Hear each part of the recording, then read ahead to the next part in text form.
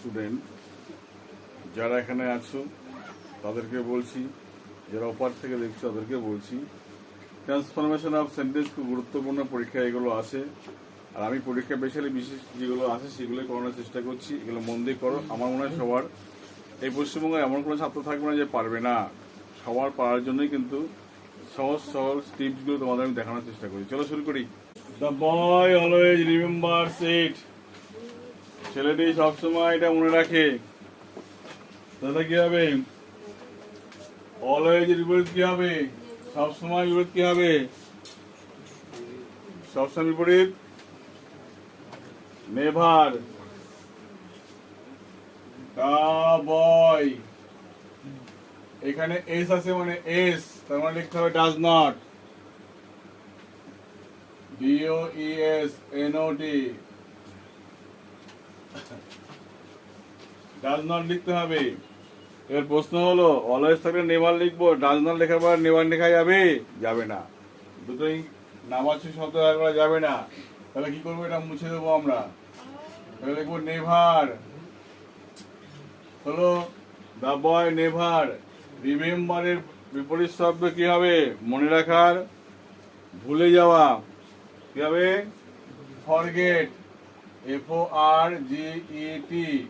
এখানেও এস ছিল, এখানে এস রাখবো। Forget it. তাহলে দেখ বলেছি the boy always remember it, ছেলেটি সবসময় এটা মনে রাখে। The boy never forget it, ছেলেটা কখনোই এটা ভুলে যাবে না। তার মানে কি হলো? একই মানে হলো। তারপরেরটা he is not always active, সে সবসময় অ্যাক্টিভ থাকে না। তাহলে নট থাকলে নটটাকে বাদ দিতে হবে। তাহলে লিখে দাও হি ইজ নেভার। অলওয়েজ বাদে কি হলো? নেভার হলো। He is never. অ্যাক্টিভ এর সাথে কি হবে? Inactive. Inactive.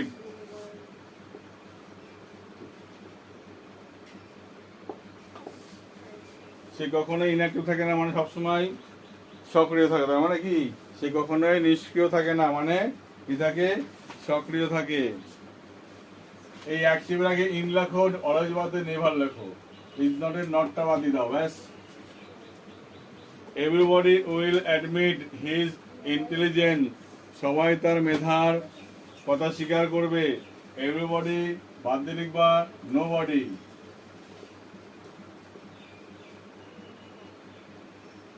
Will not admitted বিপরীত শব্দ কি হবে? ডিসঅ্যাডমিট। লিখবে ডিসঅ্যাডমিট হিজ ইন্টেলিজেন্স। ইন্টেলিজেন্স। তাহলে এখানে উইলে পরে নট হলো। অ্যাডমিটের বিপরীত শব্দ কি হলো? ডিসঅ্যাডমিট। এভরিবডি থাকলে কি হবে? নোবডি। অল মাস্ট ডাই, সবাই অবশ্যই মারা যাবে। তার মানে কি? হ্যাঁ, কেউ বেঁচে থাকবে না। তাহলে কি হবে? নোবডি। অল বাদ দিয়ে নোবডি বা no one. No one must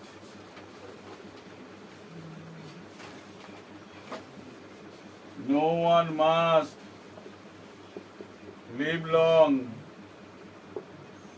কেউ দীর্ঘদিন বাঁচবে। No one must live long, কেউ দীর্ঘদিন বাঁচবে না। তার মানে কি হবে? মারা যাবে তো। তাহলে অল মাস্ট ডাই, সবাই মারা যাবে। এটাকে বিপরীত করলে, এটাকে যদি আমরা অর্থে চেঞ্জ না করি কি হবে? No one must live long, কেউ দীর্ঘদিন বেঁচে থাকবে না। He is too weak to carry the load, carry this bag, সে এতই দুর্বল, সে ব্যাগটা বহন করতে পারবে না। তাহলে এখানে যা আছে তাই রাখবো, একটু চেঞ্জ করবো। He is not too strong to carry the load, carry this bag. He is not too strong, সে এতই শক্তিশালী নয় যে ব্যাগটা বহন করে। তার মানে দুর্বল। তার মানে সে দুর্বল। এটুকুই কাজ করতে হবে। পরেরটা, the load is too heavy to lift, লোডটা এতই ভারী যে বহন করা সম্ভব নয়। যদি বলি আমরা the load is not too light, LIGHT, light. Heavy বিপরীত শব্দ কি হবে? লাইট। বিপরীত শব্দ স্ট্রং। উইকের বিপরীত শব্দ স্ট্রং। হেভির বিপরীত শব্দ কি হবে? লাইট। লাইট মানে হালকা, লাইট মানে আলো হয়, হালকাও হয়, ঠিক আছে? টু লিফট, LIFT হয়ে গেল। তো এইভাবে অর্থ কত দেখতে হবে, অর্থের পরিবর্তন করা যাবে না। অর্থাৎ you never change the meaning of the sentence, ঠিক আছে? Without changing meaning of the sentence you must translate the sentence into affirmative to negative or negative to affirmative. Okay.